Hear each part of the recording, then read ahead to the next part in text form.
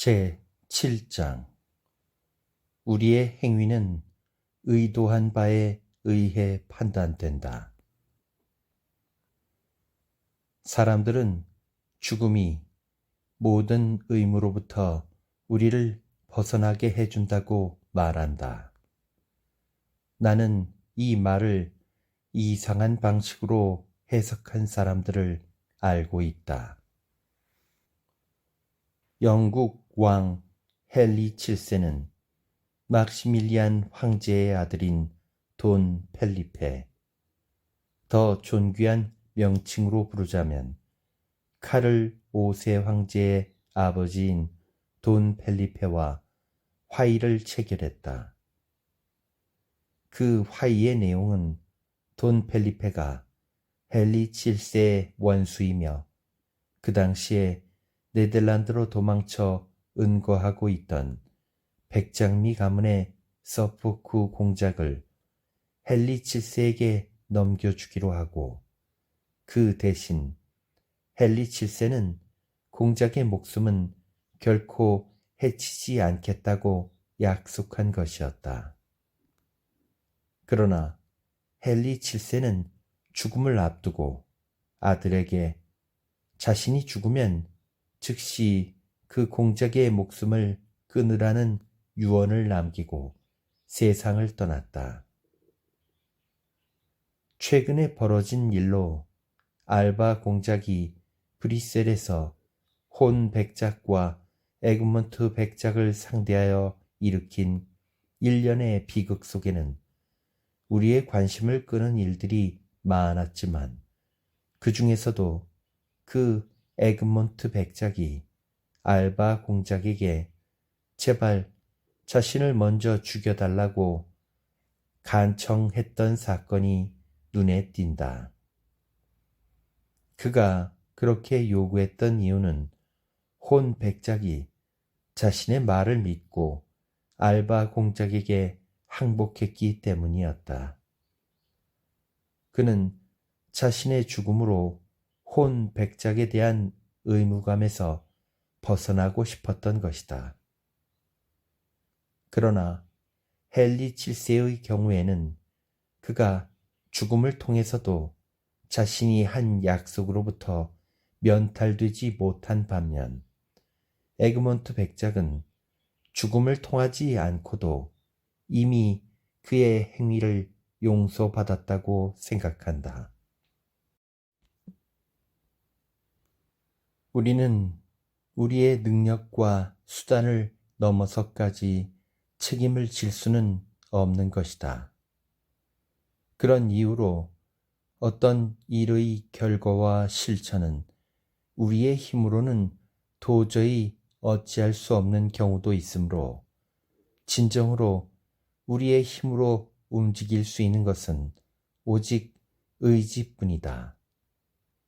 따라서 그 의지라는 범주 안에서 인간의 의무에 관한 모든 규칙이 정립될 필요가 있다. 이렇게 생각하면 에그먼트 백작은 그 영혼과 의지가 자신의 신의에 성실했으므로 이를 실행할 만한 힘이 없었다 하더라도, 그리고 혼 백작보다 좀 더 살아남았음에도 불구하고 그가 자신의 의무를 다했다는 것은 의심할 여지 없이 분명해 보인다. 그러나 영국 왕은 그 자신의 의도로서 이미 그 약속을 어겼기 때문에 이 불신의 실행을 사후까지 미루어 놓았다고 해서 결코 용서받을 수 없다.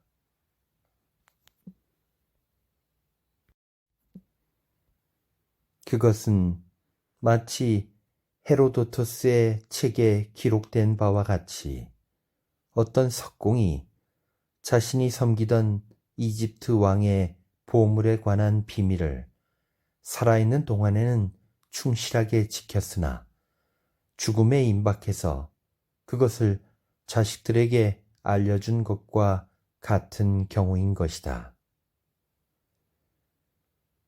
나는 내가 살고 있는 이 시대에 많은 사람들이 자신이 남의 것을 훔치고 있다는 것을 알고 있으면서도 자신이 죽은 후에 유언장을 통해 그것을 변상하면 된다고 생각하고 있는 것을 보았다. 당장 해야 할 일을 그렇게까지 미루는 것으로 보나 또 그 정도의 얄팍한 반성과 배상만으로 잘못을 보상하려고 하는 것으로 보나 그들이 하고자 하는 행위에는 한 푼의 가치도 없다고 할 것이다. 그들은 그보다 더한 것으로 보상해야 하는 것이다. 오히려 상대방이 당한 것보다 더 고통스러운 아픔을 겪으며 그 대가를 지불할 때에야 비로소 그들의 배상도 그만큼 더 정당하고 그만큼 더 가치 있는 것이 될 것이다. 참회하는 바가 있다면 우선 그 책임을 감당할 각오가 되어 있어야 한다. 살아생전에는 숨겨두었다가 유언장에 타인에 대해 어떤 좋지 않은 의지를 털어놓는 사람들의 경우는 더더욱 최악이라 할 것이다. 그런 행동은 오히려 자기 자신의 명예조차도 너무 소홀히 여긴다는 증거라고 할 수 있다.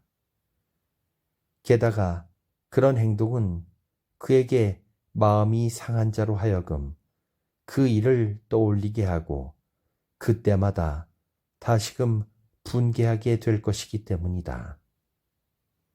또한 오히려 자신의 양심을 소중히 여기지 않는다는 증거이기도 하다. 왜냐하면 그들은 엄숙한 죽음 앞에서도 자신을 향하고 있는 악감정을 풀지 못했을 뿐 아니라 그것을 자신의 생애 이후로까지 연장하고 있기 때문이다. 그들은 사건의 진상을 파악하기 위한 더 이상의 증거를 찾을 수 없음에도 그 사건의 판결을 미루기만 하는 불공정한 판사와 같다고 할 수 있다. 나는 할 수만 있다면 내 죽음이 내가 생전에 말했던 것 외에 다른 말을 하지 않도록 노력할 것이다.